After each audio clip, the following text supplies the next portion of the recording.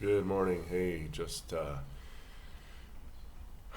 like the great fight in the 19th century with Pasteur and Béchamp, we have today nutritionists, doctors, uh, let's just say politics and money mingle with science, and it's just not a good situation.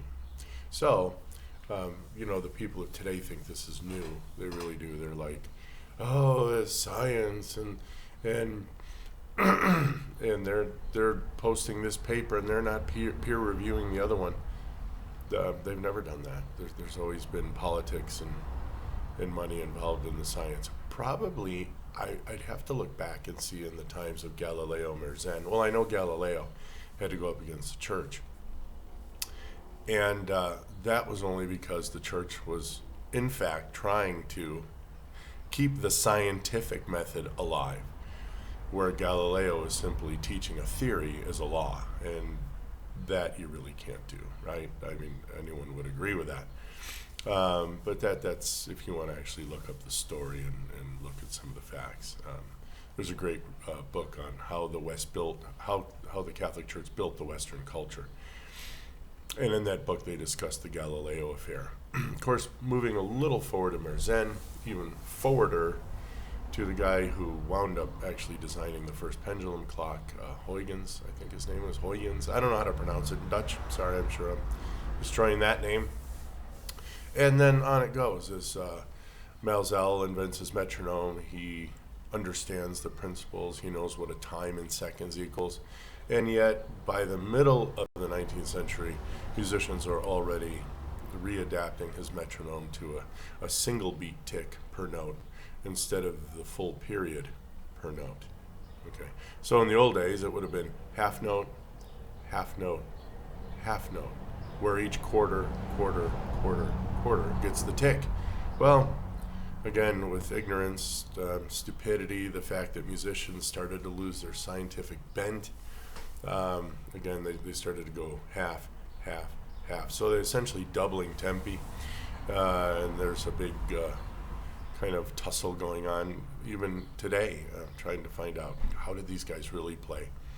And now cut to the last couple of years, and especially now nutrition, where they're trying to involve a lot of multifactorial gibberish, like increased methane gas and some other stuff, based on a food source that human beings have needed and have used even before the great 10 to 12,000 years ago agricultural revolution, if you will. So where do you go? Well, you can't. You can't trust scientists. You can't trust politicians. Obviously, you can't trust any companies that have to make profit because they need to make a profit. I don't have a problem with any of that. I have no problems whatsoever. In fact, I think I did at once, and then my daughter kind of, hooked me up to stoicism, and it's like I don't have any control over it. So why stress? There's no stress there. What you need to do, if you care, is go do your own research, like I did. And unfortunately, sometimes that's not available because now censorship and what's misinformation and who decides what misinformation is and the rest of it. So it may be a short time from now that Big Food's going to go ahead and corrupt Big Tech and tell them, no, our fake food products, our chemicals, our bleached and ultra-refined foods with chemicals and synthetic vitamins added is far superior to anything we can, shoot in a forest. And that actually happened. They're coming up with this new food compass or some BS, and essentially it puts like Cheerios and Fruit Loops as a miracle food, and it puts eggs and meat as like negative, like don't eat that ever. Okay, well, I don't know you and where you're sitting right now, but just go ahead and take a look down. Can you actually see your belt buckle? Can you see your shoes if you're standing? Okay. Go ahead and measure right from your belly button, parallel to the floor, all the way around, and divide your height into that. If it's greater than 0.5, again, you have problems. You can't see your feet, you can't see your belt, you can't look straight down, If you're 0.5, if you're greater than 0.5, you got problems. If you're not happy with the way you look, you got problems. You're losing hair, you got problems. Things getting dizzy, are you getting, you're trying to focus on stuff, and even your bifocals aren't working anymore. That's because insulin's causing the fluid in your eye lens to go out of focus. You're not well, okay? And what have you been doing for the last 50 years? Yeah, you've been eating an awful lot of grains. Oh, but they're whole grains. Oh, I don't eat sugar. I eat natural honey. Yeah, and I eat only the best man-made processed seed oils that are available. I know. And you're fat and you're miserable and you're in pain and you're inflamed and your joints hurt and you actually think you need to protect yourself against microscopic things that wouldn't have a chance at this point against me being in balance, which I am. And I know this because I had a little tussle with some little bug about a month or so ago. I have it documented on this channel. Go back and look. Exactly 15 hours. Yes, folks. 15 hours. Call now. I had a headache and I had a fever of exactly 100 Fahrenheit for exactly 15 hours. I timed it. And I fasted my way right through it. No sequela at all. No cough, no phlegm, no nothing. And I know exactly what it was. I can't mention it. And that's because everybody else who took the proper measures,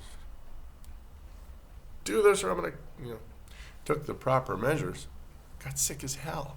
We have a good friend. Emergency surgery. Everything inside is inflamed and they're blaming things for this. Oh, I know exactly what to blame for it. I know exactly what she did. And I know exactly why it's happening. Oh, sorry, that doctor was canceled. So, folks, you're being lied to constantly. Hey, I may even be lying to you. Matter of fact, I'm lying to you. Prove me wrong. Okay? So, here's what I've been doing for the last almost 11 months now. A little over 10 months. And in fact, I was pretty much set after about 6 months, but 4 months of gravy already. I'm ready. I'm pushing a year on what I'm doing. I don't eat any sugar at all. Period. Added, refined, honey, agave. I don't even eat fake sugar. Doesn't work for me. I tried. I really did. I thought, maybe. No. Stevia, erythritol. Doesn't work. No. I don't eat sweet stuff. The end. And I don't miss it. And you won't either. You'll get used to it. You get used to everything. You got used to your 50 years of being fat and inflamed and in pain and leaky gut and thyroid problems and who knows whatever the hell other autoimmune diseases you have. I ain't got none of that. Okay? Then I got rid of grains. Tortillas, bread, pizza with a bread crust, pasta, beans. I know they're technically not grains, but let's just go with the flow here. Beans, rice, everything you think you need, which is pretty much tasteless, and it just, like, if you don't put a sauce on it, you probably wouldn't eat it.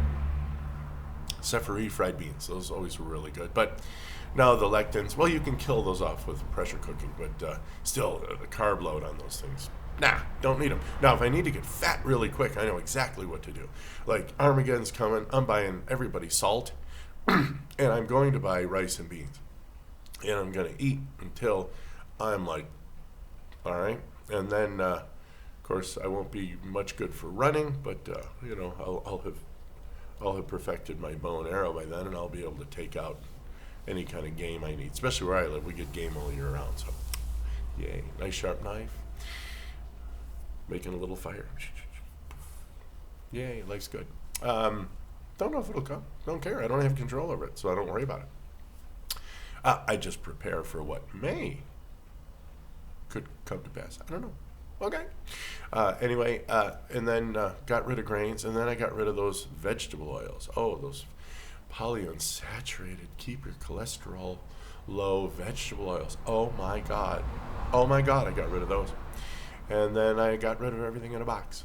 So if God didn't put it in a little skin, or He didn't put it in a little fur, or He didn't put it in a little whatever it is, I don't eat it. Case in point, yesterday I had 2 eggs. I had a chunk of beef. I had some cheese. Now, yeah, that you'd have to stir that around. It gets coagulated. Technically, butter. You have to churn it. Right? I'm talking about like, yeah, I didn't have to add anything to it. Like I didn't have to sit in a lab and pour vitamin B into it or anything. And then I made a chicken with avocado, cream, bunch of spices, and then I had a salad, and that had blue cheese dressing, which I made with cream and blue cheese and vinegar and spices. And today I'm gonna have probably ground beef and eggs and my chicharron, which is going to replace the bacon and butter. So I'm going to try to go a whole week, except for tomorrow. Tomorrow I'm going to eat fish because of Lent. But I'm going to try to go a whole week on just the triple B&E diet. Beef, bacon, butter, and eggs, okay? And again, instead of bacon, I'm going to use chicharron prensado. I know it's not injected. It's natural. It's still panza meat. It's the belly, which is what they make bacon out of. And so that's kind of what I'm gonna eat today. I'm gonna go off veg for a week total, and see how I respond. Just interesting. I've been pretty much intermittent fasting at least 18 hours. Like yesterday, I did have my burger and eggs later in the evening. So, and I'm retooling my body to kind of get up for the time change, which is coming up on the 3rd of April. Gosh, it's just car city. I guess all the kids are being left at school right now. And heavens to Betsy, don't let them walk. No, drive your kids. Yeah, no, they don't need movement or anything. Sure. Right after you fed them all your sugary cereals in the morning and a big old glass of fruit juice and some toast, and you don't put butter on it anymore because you don't trust butter, so you're putting some other dumb thing on there. Okay, anyway. So, again, and then look at me. Okay? Yeah, uninflamed, thin, back where I was when I was 20. No kidding, 20. No pain, no arthritis, no... I mean, this is morning crud. I think pretty much, even when I was little, I remember nobody wakes up and they're all like perfect, right? But within an hour or so, like really, man, there's a lot of damn cars. Holy crap, I wonder if there was a death out on the highway and they have to reroute traffic. No, probably not. So you're going to have to follow... I wouldn't follow people who tell you things. I'd follow people who show you things. But that's up to you, man. So, yeah, you're going to go out there and you're going to trust the science. You're going to trust the food, whatever the latest craze is, I guess, the food compass. Yeah, go ahead and eat Fruit Loops. I will outlive you by a good 40, 50 years. Absolutely. I have no doubt in my mind. I'm going to live into my hundreds. I always kind of felt like I was going to do it.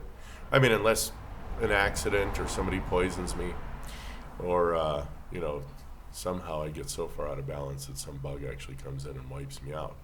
Possible? Absolutely. I'm not going to worry about it. Don't have any control over it. But what I do have control over, I am doing. So you follow your science and I'll follow the truth. And, I guess we'll see who wins in the end. It's kind of my dark side, but it's kind of a lemma. It's a motto for me. If I bury you, I was right. If you bury me, you were right. All right. So anyway, I'll leave you with that. You guys enjoy your day.